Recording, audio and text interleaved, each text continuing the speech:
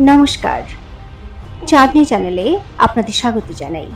আজ আপনারা শুনছেন একটি অসাধারণ গল্প, রাজ মুকুট।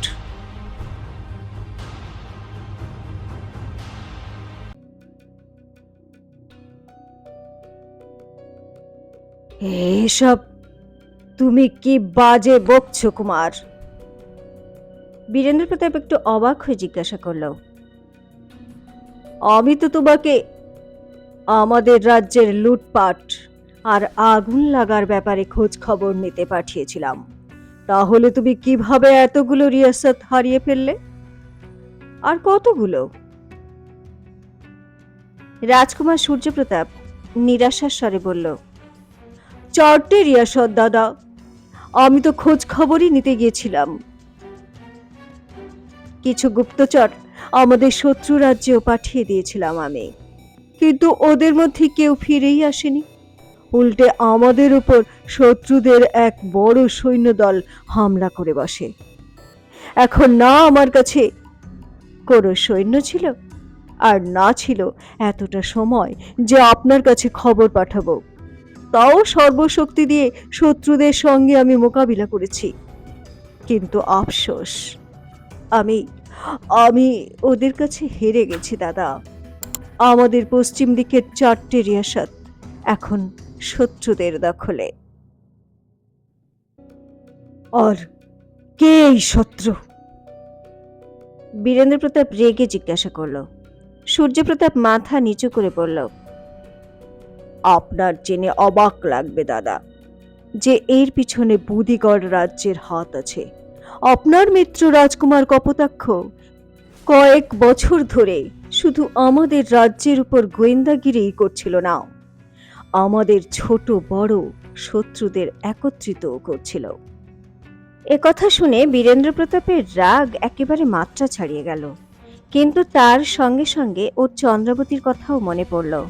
ও কপোতাক্ষর ব্যাপারে আগেই এই অনুমান করে ফেলেছিল, আর ও সঠিক ছিল। চন্দ্রাবতীর খেয়াল বীরেন্দ্র প্রতাপকে আবার অস্থির করে তুলল।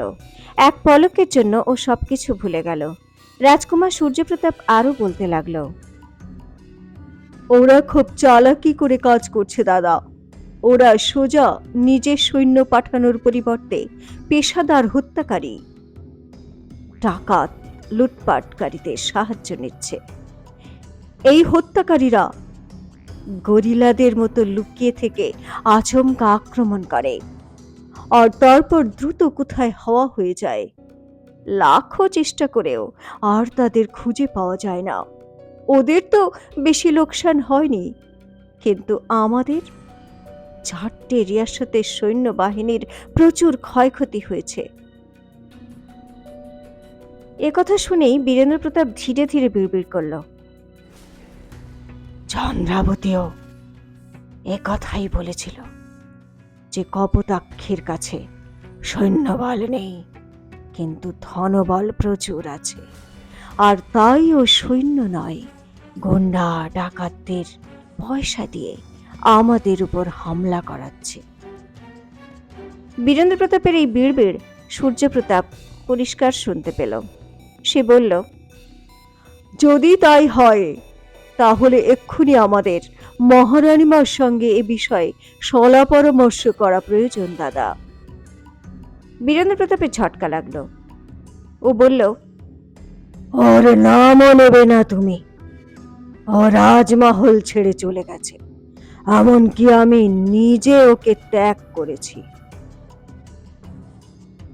তার কথা শুনে সূর্যপ্রতাপের বিস্ময়ের কোনো সীমা পরিসীমা রইল না। ও তো কিছুক্ষণ অবিশ্বাসের দৃষ্টিতে বীরেন্দ্র প্রতাপকে দেখতেই থাকলো। তারপর বিদ্রূপের স্বরে বলল, অবশ্য এটা একদিক থেকে ভালোই হয়েছে। মহারানীমার আবার এই রাজমহল আর রানীমহলের বন্দি দশা কবে পছন্দ ছিল? উনি তো স্বাধীন পাখির মতো মুক্ত মনের মানুষ।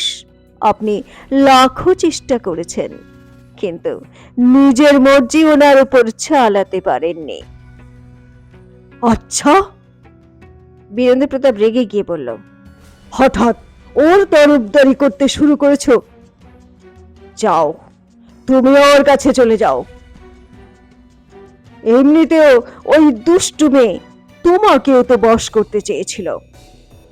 বীরেন্দ্র প্রতাপের কথা শেষ হওয়ার আগেই রাগে আগুন হয়ে রাজমাতা সেখানে এলো। লজ্জা হওয়া উচিত তোমাদের দুজনের। দুজনের দিকে ধিক্কারপূর্ণ দৃষ্টিতে তাকিয়ে তীক্ষ্ণ স্বরে গার্গী বলল, বিক্রমগড়ের মহারানী সম্বন্ধে এত নক্কারজনক শব্দ প্রয়োগ করছো তোমরা? ছোট কুমার, যাও, তোমার ঘরে যাও। সূর্যপ্রতাপ মনে মনে বিরক্ত হয়ে ওখান থেকে চলে গেল। বীরেন্দ্র প্রতাপও নিজের ঘরের দিকে যেতে লাগলো, কিন্তু গার্গী বাধা দিয়ে বলল, এ একটা ভীষণ বড় অশুভ ঘটনা ঘটলো বড় কুমার। তুমি অনেক বড় অনর্থ করে ফেললে। অশুভ ঘটনা? বীরেন্দ্র প্রতাপ চমকে জিজ্ঞাসা করল, কি রকম অশুভ ঘটনা? আর আমি আমি আবার কি করলাম? তোমার অত্যাচারে অতিষ্ঠ হয়ে চন্দ্রাবতী রাজমহল ছেড়েছে। গার্গী ওকে ধমক দিয়ে বলল, আর দেখো, যেই এখান থেকে ও চলে গেল, বিক্রমগড়ে বিপদের পাহাড় ভেঙে পড়ল। তুমি একসঙ্গে তোমার চারটে রিয়াসত হারিয়ে ফেললে। এটা অশুভ নয় তো আর কি? আর তুমি এইভাবে কি করে বলতে পারো যে চন্দ্রাবতীর গর্ভে যে সন্তান ছিল তা অগ্নিসিংহের? হতে পারে আমি চন্দ্রাবতীকে পছন্দ করি না, কিন্তু আমি সম্পূর্ণভাবে ভরসা করি ওকে। ওর চরিত্র মোটেও খারাপ নয়। বীরেন্দ্র প্রতাপ এক পলকের জন্য চুপ করে থেকে গার্গী চোখে চোখ রেখে বলল, তুমি জানো তো মা, যে আমি এইসব শুভ অশুভ ব্যাপার স্যাপার মানি না। তাছাড়াও তুমি বা আবার কবে চাইলে যে চন্দ্রাবতী আমার সন্তানের জন্ম দিক? তুমিও তো এর মধ্যে বিপদের আভাস পাও, তাই না মা? আমাকে ক্ষমা করো মা, কিন্তু আমাকে অগ্নিসিং বলেছে যে কৃষ্ণগড়ের রাজমহলে কোনো পুরনো রহস্য চাপা পড়ে আছে। একথা শুনে গার্গীর একটা ঝটকা লাগলো। ওর পায়ের তলা থেকে যেন মাটি সরে যেতে লাগলো। বীরেন্দ্র প্রতাপ তো নিজের কথা বলে চলে গেল ওখান থেকে, কিন্তু গার্গীর মনের মধ্যে একটা ঝড় বইতে লাগলো। কোথাও বীরেন্দ্র প্রতাপ অগ্নিসিং আর ওর মা নির্মলার ব্যাপারে সব জেনে যায়নি তো? ও ভাবতে লাগলো, এমন নয় তো যে অগ্নিসিং এখন বীরেন্দ্র প্রতাপের শত্রুদের সঙ্গে মিলে বিক্রমগড় দখল করে নেবে? অজানা ভয়ে গার্গীর পুরো শরীর তরতর করে ঘামতে লাগলো। ওদিকে আরাবল্লী রাস্তা নাই। চন্দ্রাবতীর সবেমাত্র জ্ঞান ফিরেছিল। ও তাকিয়ে দেখল অগ্নি, প্রভাত, উমা আর চপলা মাসি ওর শয্যার চারিদিকে ওকে ঘিরে দাঁড়িয়ে আছে। প্রত্যেকের মুখে একটা দুঃখের ছাপ। কি কি হয়েছে অগ্নি? চন্দ্রাবতী কাতর কণ্ঠে বলল, বীরেন্দ্র প্রতাপ কোথায়? ও তোমাকে মারতে চেয়েছিল। তুমিও তো ওর দিকে তলোয়ার তুলেছিলে। তাহলে তাহলে কি? চন্দ্রাবতীর কথা শেষ হওয়ার আগেই অগ্নি ওর হাত ধরে বলল, শান্ত হও চন্দ্রাবতী, কিচ্ছু হয়নি। বীরেন্দ্র প্রতাপ ভালোই আছে আর রাজমহলে ফিরে গেছে। তুমি নিশ্চিন্তে থাকো, ও আর কখনো এখানে আসবে না। একথা শুনে চন্দ্রাবতী নিশ্চিন্ত হলো। গভীর শ্বাস নিয়ে বলল, ভালো হয়েছে, ও শেষ পর্যন্ত আমার কথা মেনে নিয়েছে।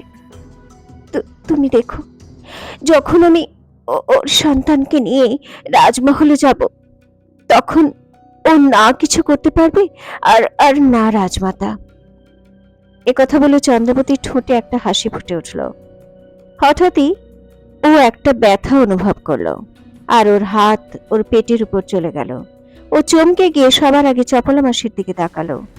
চপলা মাসি চুপচাপ দাঁড়িয়ে কাঁদছিল। কি কি হয়েছে, কি হয়েছে আমার? চন্দ্রবতী অবাক হয়ে জিজ্ঞাসা করলো। চপলা মাসি, আমি আমি ঠিক আছি তো? এ কথার কোনো জবাব না দিয়ে চপলা মাসি চন্দ্রবতীর দিক থেকে মুখ ফিরিয়ে চুপচাপ কাঁদতে থাকলো। চন্দ্রবতীর হৃদস্পন্দন বেড়ে গেল। অগ্নি, ও অস্থির হয়ে জিজ্ঞাসা করলো, কি হয়েছে আমার, বলো আমাকে। অগ্নি ওর মুখের দিকে তাকাতে পারছিল না। ও নিজের মাথা নিচু করে কোনো মতে বলল, সব কিছু শেষ হয়ে গেছে চন্দ্রাবতী, তোমার গর্ভপাত হয়ে গেছে। চন্দ্রাবতীর মাথায় যেন বাজ পড়ল। ও বাক্যহারা হয়ে বড় বড় চোখ করে অবিশ্বাসের সঙ্গে সবাইকে দেখতে লাগলো। তারপর জোরে চিৎকার করলো, না, এ হতে পারে না, এ হতে পারে না, কখনো না। তারপর ফুপিয়ে ফুপিয়ে কাঁদতে থাকলো। উমা আর চপলা মাসি ওর কাছে এগিয়ে এসে ওর মাথায় গায়ে হাত বুলিয়ে ওর কষ্ট কমানোর চেষ্টা করতে লাগলো। অগ্নি সিং রেগে গেল। এটা তুমি ঠিক করলে না বীরেন্দ্র প্রতাপ, ও নিজে নিজে বলল। তোমার মতো রাক্ষসের সঙ্গে থেকে চন্দ্রাবতী শুধু তো একটাই খুশি পেয়েছিল, আর সেটাও তুমি কেড়ে নিলে। অগ্নিসিং ঘর থেকে বেরিয়ে এলো। ও কুড়ুল তুলে নিয়ে একটা মোটা কাঠের গুঁড়ির উপর কোপ মারতে লাগলো। ও বীরেন্দ্র প্রতাপের উপর নিজের নিষ্ফল রাগ ওই কাঠের গুঁড়ির উপর ঢেলে দিয়ে তাকে খণ্ড বিখণ্ড করতে থাকলো। কিন্তু চন্দ্রাবতীর সদ্য সন্তান হারা মর্মভেদী কাতর ক্রন্দনধ্বনি বাইরেও শোনা যাচ্ছিল, যা ওকে আরো অশান্ত করে দিচ্ছিল। একসময় ও সহ্যের সীমা অতিক্রান্ত হলো। বীরেন্দ্র প্রতাপ, ওর ক্রুদ্ধ গর্জনে আরাবল্লী পাহাড় কেঁপে উঠল। আমার মনে হচ্ছে আমি এক্ষুনি চন্দ্রাবতীকে দেওয়া কথা ভেঙে ফেলি, তোর মাথা কেটে রাস্তার চৌমাথায় টাঙিয়ে দেই।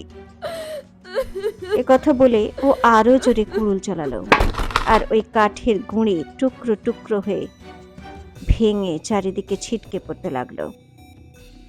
পরদিন সকালে চন্দ্রাবতীর চোখ খুলতেই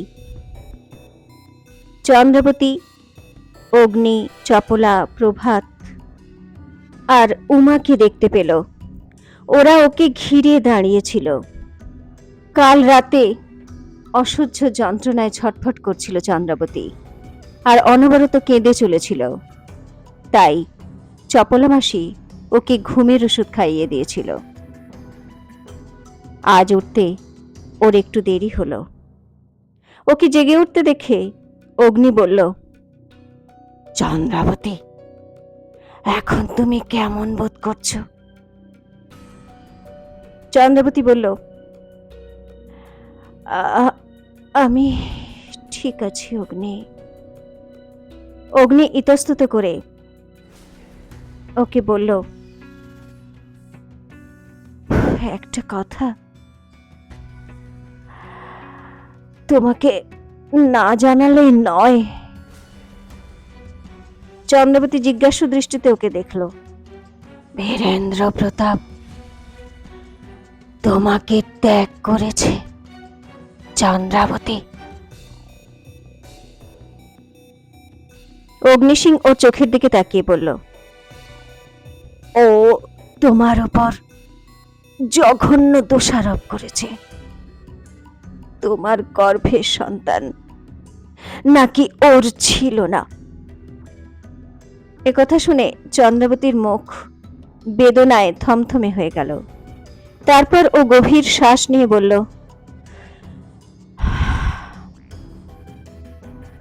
আমি একটু অবাক হইনি অগ্নি। বীরেন্দ্র প্রতাপের কাছ থেকে আমি তো এটাই আশা করেছিলাম। তাহলে ঠিক আছে চন্দ্রাবতী। অগ্নি সিং যেন কোনো সিদ্ধান্ত শোনানোর মতো করে বলল, বীরেন্দ্র প্রতাপের সঙ্গে এখন আর তোমার কোনো সম্পর্কই রইল না। সেজন্য তুমি আমাকে সেই প্রতিশ্রুতি থেকে মুক্ত করে দাও। ওই পাপীকে ওর কর্মের ফল তো পেতেই হবে। না। চন্দ্রাবতী ঘাবড়ে গিয়ে বলল, তুমি একেবারে এরকম কিছু করবে না অগ্নি। এ কথায় অগ্নি সিং এর ঠোঁটে একটা কঠিন হাসি দেখা গেল। আমি এটাই দেখতে চেয়েছিলাম চন্দ্রাবতী। তুমি যতই লুকোনোর চেষ্টা করো, ওই পাপী বীরেন্দ্র প্রতাপের জন্য তোমার মনে একটা নরম জায়গা আছে। তুমি ভালোবাসো ওকে। চন্দ্রাবতী কিছু বলতে পারল না।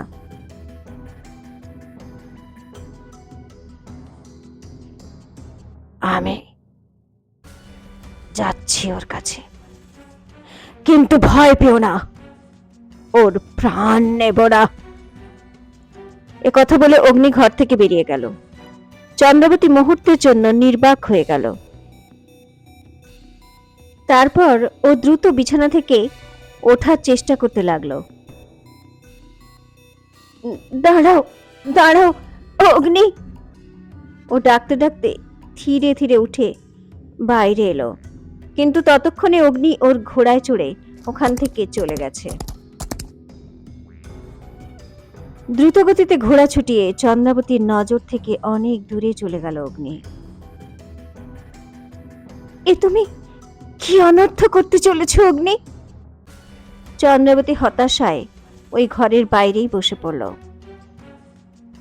বীরেন্দ্র প্রতাপ তোমাকে কোনো কিছুর মূল্যেই ছাড়বে না। ও তো না জানি কবে থেকে তোমাকে মারার সুযোগ খুঁজছে। চন্দ্রাবতী এখনো বুঝতে পারছিল না যে অগ্নি সিং বীরেন্দ্র প্রতাপের কাছে কেন গিয়েছে। ও ওখানে বসে বসে এইসব ভাবতে থাকলো। ওদিকে রাজদরবারে বীরেন্দ্র প্রতাপ কয়েকজন মন্ত্রীদের নিয়ে বৈঠক করছিল। রাজকুমার সূর্যপ্রতাপ সেখানে উপস্থিত ছিল। সবাইকে একবার দেখে নিয়ে বীরেন্দ্র প্রতাপ গম্ভীর স্বরে বলল, মুদিগড়ের মহারাজ আমার সঙ্গে বিশ্বাসঘাতকতা করেছে। আমি ওর বিরুদ্ধে বড় একটা যুদ্ধের কথা ভাবছি। আপনারা সবাই নিজের নিজের প্রস্তাব রাখুন। কিছুক্ষণ সেখানে নিস্তব্ধতা ছেয়ে গেল। তারপর রক্ষামন্ত্রী একটু অভিমানের সুরে বলল, আপনাকে আমরা বারবার সাবধান করেছিলাম মহারাজ, কিন্তু আপনি তো আমাদের কথায় কানই দেননি। এখন অবস্থা এমনই হয়েছে যে বুদিগড় রাজ্যে আক্রমণ করার আগে 10 বার ভাবতে হবে। একথা শুনে বীরেন্দ্র প্রতাপ রেগে গিয়ে বলল, ভাবে তো ভিতুরা মন্ত্রী মশাই, আমাদের কাছে সেনাবাহিনীর কোনো অভাব নেই, আর মুদিগড় আমাদের তুলনায় কিছুই নয়। ওর কথা থামিয়ে দিয়ে আর একজন মন্ত্রী বলে উঠল, না মহারাজ, আপনার ধ্যান তো এতদিন রাজকার্যে ছিলই না। আর এরই মধ্যে বুদিগড়ের রাজকুমার কপোতাক্ষ সিং আমাদের অনেক শত্রুদের একজোট করে ফেলেছে। এখন আপনার মোকাবিলা শুধুমাত্র ওর একার সঙ্গে নয়, বরঞ্চ অনেক শত্রুর সঙ্গেই হতে হবে। আরেকজন মন্ত্রী বলে উঠল, এরকম অবস্থায় যুদ্ধ করা ঠিক হবে না মহারাজ। আমাদের পুরো রণনীতি মেনে এগোতে হবে। তবে আপাতত আমাদের হারিয়ে ফেলা রিয়াসতগুলো ফিরে পাওয়ার ব্যবস্থা করাই ভালো। আজ্ঞে হ্যাঁ দাদা। তখনই রাজকুমার সূর্যপ্রতাপ বলে উঠল, আর এর জন্য আমাদের সৈন্যদের প্রয়োজন হবে না। শত্রুরা যেমন ষড়যন্ত্র করেছিল, আমরাও একইভাবে ষড়যন্ত্র করে সবকিছু হাসিল করব। সূর্যপ্রতাপের কথা শুনে দরবারে উপস্থিত সবাই চমকে উঠল। বীরেন্দ্র প্রতাপ ওকে গভীরভাবে দেখে জিজ্ঞাসা করল, কি বলতে চাইছো তুমি কুমার? রাজকুমার সূর্যপ্রতাপ হেসে বলল, যেভাবে শত্রুরা আমাদের রিয়াসত দখল করার জন্য ডাকাতি, লুটপাট ইত্যাদি সাহায্য নিয়েছিল, সেভাবেই আমরা পেশাদার হত্যাকারীর দল ওদের মোকাবিলার জন্য যদি পাঠাই, বরঞ্চ আমি তো বলবো দাদা, অগ্নি সিংকে আমাদের এই কাজের জন্য প্রস্তুত করা উচিত। একথা শুনে দরবার এক পলকের জন্য পুরো নিস্তব্ধ হয়ে গেল। অগ্নি সিংয়ের নাম শুনেই বীরেন্দ্র প্রতাপ রেগে গেল। তুমি কি বাজে বকছো কুমার? ও উচ্চস্বরে বলল, আমাদের কি এতটাই খারাপ দিন এসে গেছে যে সৈন্যদল বাদ দিয়ে গুন্ডা বদমাইশের দল একজোট করতে হবে? আরে ধিক্কার তোমাকে কুমার! একজন ক্ষত্রিয় হয়ে এরকম নীচ খেয়াল কিভাবে এলো তোমার মাথায়? ওর কথা শেষ হওয়া মাত্রই ওখানে একটা উঁচু গলার গর্জন শোনা গেল। সূর্যপ্রতাপ একেবারে ঠিক কথা বলেছে বীরেন্দ্র প্রতাপ, তোর খারাপ দিন শুরু হয়ে গেছে। এই গর্জনে রাজদরবার যেন কেঁপে উঠল। সবাই চমকে দেখল সামনে অগ্নি সিং দাঁড়িয়ে। ওর হাতে একটা নগ্ন তলোয়ার, চোখ দিয়ে যেন রক্ত ঝরছিল। তুমি? বীরেন্দ্র প্রতাপ ওর সিংহাসন থেকে উঠে বলল, তোমার এত সাহস? তুমি আমার রাজদরবারে ঢুকে পড়েছ? সাহস আছে, সেজন্যই ঢুকেছি। বীরেন্দ্র প্রতাপ। অগ্নি সিং বীরেন্দ্র প্রতাপের সিংহাসনের দিকে এগোতে এগোতে বলল, যারা আমাকে আটকানোর চেষ্টা করেছিল তাদের প্রত্যেকের মৃতদেহ ওই গলিতে পড়ে আছে। একথা বলে অগ্নি সিং একটা লাফ দিল আর বিদ্যুতের গতিতে বীরেন্দ্র প্রতাপের উপর তলোয়ার চালালো। এ দৃশ্য দেখে সমস্ত মন্ত্রীরা ঘাবড়ে গেল। অগ্নি সিং এই আঘাত বীরেন্দ্র প্রতাপের গলায় নয়, ওর মাথায় থাকা মুকুটে করেছিল।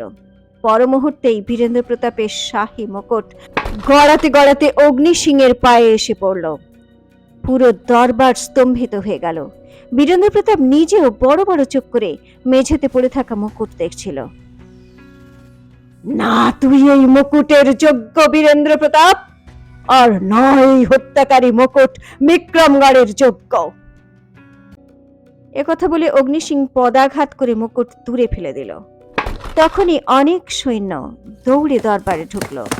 ওদের দেখে অগ্নি সিং সঙ্গে সঙ্গে তলোয়ার বীরেন্দ্র প্রতাপের গলায় ধরে গর্জন করলো, খবরদার, যদি কেউ এক পাও এগিয়েছ তাহলে এই দরবারের গালিচা তোমাদের মহারাজের রক্তে রাঙিয়ে দেব। সৈন্যরা নিজেদের জায়গায় দাঁড়িয়ে পড়ল। দরবারে উপস্থিত সবাই ভয়ের দৃষ্টিতে অগ্নি সিংকে দেখতে থাকলো, রাজকুমার সূর্যপ্রতাপ ছাড়া। ওর হাবভাব নাটকীয়ভাবে গম্ভীর দেখাচ্ছিল, কিন্তু মনে মনে ও অসম্ভব খুশি হচ্ছিল। আর বীরেন্দ্র প্রতাপের এই অবস্থা উপভোগ করছিল। কিন্তু বীরেন্দ্র প্রতাপের রাগ সপ্তমে চড়ে গেল। তুই এখান থেকে জীবিত ফিরে যেতে পারবি না অগ্নি সিং। ও জোরে চিৎকার করলো, যদি সাহস থাকে চালাই তলোয়ার আমার গলায়। কিন্তু অগ্নি সিং খুবই নরম স্বরে বলল, সময় এলে তোকে চিৎকার করারও সুযোগ দেবে না আমার তলোয়ার। কিন্তু এখন তুই আমার সঙ্গে চল আর চন্দ্রাবতীর কাছে গিয়ে ক্ষমা চা, আর ওকে সসম্মানে রাজমহলে ফিরিয়ে নিয়ে আয়। কখনো নয়। বীরেন্দ্র প্রতাপ ছটফট করে বলল, ওই দুশ্চরিত্রা এই মহলে কখনোই আসবে না। দুশ্চরিত্র ও নয় বীরেন্দ্র প্রতাপ। অগ্নি সিংহের তলোয়ার আরো শক্ত করে বীরেন্দ্র প্রতাপের গলায় বসিয়ে বলল, গঙ্গার মতোই পবিত্র, ভালোবাসে তোকে, আর সেই ভালোবাসার জন্যই আমার হাত এখনো পর্যন্ত আটকে আছে। না হলে ওই মুকুটের মতোই তোর মাথা এতক্ষণে মেঝেতে পড়ে থাকতো। চল আমার সঙ্গে। একথা বলে অগ্নি সিং বীরেন্দ্র প্রতাপকে টানতে টানতে নিয়ে যেতে থাকলো। বীরেন্দ্র প্রতাপ নিজেকে ছাড়ানোর চেষ্টা করলো, কিন্তু অগ্নির শক্ত বাহু থেকে নিজেকে মুক্ত করতে অসমর্থ হলো। পুরো দরবার ভীত সন্ত্রস্ত হয়ে এই দৃশ্য দেখতে থাকলো। অগ্নি সিং নির্দয়ভাবে বীরেন্দ্র প্রতাপকে টানতে টানতে নিয়ে যাচ্ছিল। তখনই রাজমহলের সব সৈন্য পাহারাদারেরা দৌড়ে সেখানে এসে উপস্থিত হলো। খবরদার অগ্নি সিং, সেনানায়ক রেগে গিয়ে বলল, মহারাজকে এক্ষুনি ছেড়ে দাও, না হলে টুকরো টুকরো করে ফেলবো তোমাকে। একথা বীরেন্দ্র প্রতাপ চিৎকার করে বলল, চিন্তা করো না সেনাপতি, এ আমাকে প্রাণে মারতে পারবে না, তুমি এক্ষুনি মেরে ফেলো একে। তার কথা শুনে সৈন্যরা অগ্নি সিং এর উপর ঝাঁপিয়ে পড়ল, কিন্তু অগ্নি সিং ওদের ভাবনার থেকেও অনেক বেশি শক্তিশালী আর দক্ষ যোদ্ধা ছিল। ও এক হাতে বীরেন্দ্র প্রতাপের গলা চেপে ধরে অন্য হাতে বিদ্যুতের বেগে তলোয়ার চালাতে লাগলো। দ্রুত অনেক সৈন্য রক্তাক্ত হয়ে মেঝেতে পড়ে গেল। অগ্নি বীরেন্দ্র প্রতাপকে ঢাল বানিয়ে তলোয়ার চালাতে লাগলো। সৈন্যরা খুব সচেতন হয়ে আঘাত করছিল, কারণ অসাবধানতায় ওদের তলোয়ারের আঘাত বীরেন্দ্র প্রতাপের গায়ে গিয়ে লাগতে পারে। অগ্নি দ্রুত ওদের সঙ্গে লড়াই করে যাচ্ছিল। হঠাৎ বীরেন্দ্র প্রতাপ এক সৈন্যের হাত থেকে তলোয়ার কেড়ে নিয়ে জোরে অগ্নিকে আঘাত করলো। অগ্নি একেবারে ছটফট করে উঠল। সৈন্যরা টুকরো টুকরো করে ফেলো ওকে। বীরেন্দ্র প্রতাপ ওর শক্ত বাহুবন্ধন থেকে নিজেকে মুক্ত করতে করতে বলল। সব সৈন্য আর পাহারাদাররা একজোট হয়ে অগ্নি সিং এর উপর ঝাঁপিয়ে পড়ল। অগ্নি সিং একটা বারান্দার দিকে দৌড়লো। সেখানে সূর্যপ্রতাপ দাঁড়িয়েছিল। অগ্নিকে নিজের দিকে আসতে দেখে ও একেবারে ঘাবড়ে গেল। কুমার, মেরে ফেলো ওকে। বীরেন্দ্র প্রতাপ ওর উপর চিৎকার করলো, কিন্তু ততক্ষণে অগ্নি বারান্দা থেকে নিচে ঝাঁপ দিয়ে পড়ল। ধরো ওকে। বীরেন্দ্র প্রতাপ সৈন্যদের উপর চিৎকার করলো। দ্রুত কিছু সৈন্য বারান্দা থেকে নিচে ঝাঁপ দিল। আরো কিছু সৈন্য দরজা থেকে বেরিয়ে ওর পিছনে দৌড়লো। পুরো রাজমহলে দৌড়াদৌড়ি পড়ে গেল। প্রাণে মেরে দাও ওকে। বীরেন্দ্র প্রতাপ গর্জন করলো, কিন্তু অগ্নির আর কোনো চিহ্নই দেখা গেল না। ও একটা ছায়ার মতো অদৃশ্য হয়ে গেল। বীরেন্দ্র প্রতাপ রাগে গর্জন করে উঠল। দূরে দাঁড়িয়ে থাকা সূর্যপ্রতাপ মৃদু মৃদু হেসেই যাচ্ছিল। দ্রুত ঘোড়া ছুটিয়ে দুর্গে ফিরতে অগ্নির সন্ধে হয়ে গেল। মশালের আলোয় তার আঘাত স্পষ্ট দেখা যাচ্ছিল। চন্দ্রাবতী ওর কাছে এসে অস্থির হয়ে বলল, এইসব কি অগ্নি? কি হয়েছে তোমার? বীরেন্দ্র প্রতাপ তোমার ভালোবাসাকে অপমান করেছে চন্দ্রাবতী, আর সেটা আমার সহ্য হয়নি একেবারেই। তোমার ভালোবাসার সঠিক অধিকার আর সম্মান তোমাকে পাইয়ে দেবার জন্য আমি ওই পাপীর কাছে গিয়েছিলাম। চন্দ্রাবতী অস্থির হয়ে বলল, শোনো অগ্নি, আমি আর কখনো ওই রাজমহলে ফিরে যেতে চাই না। আমি জানি বীরেন্দ্র প্রতাপ ঘৃণা করে না, আমাকে ভালোবাসে। আমি যদি একবার ওর সামনে গিয়ে ক্ষমা চাই, তো সব ভুলে গিয়ে ও আমাকে কাছে টেনে নেবে। কিন্তু এখন আর আমি এই সব কিছু চাই না অগ্নি। ওর আর আমার ভালোবাসার চিহ্ন, যা আমার গর্ভে বড় হচ্ছিল, তাকে ও নিজেই শেষ করে ফেলেছে। এখন আমি আর কখনো রাজমহলে ফিরে যাব না।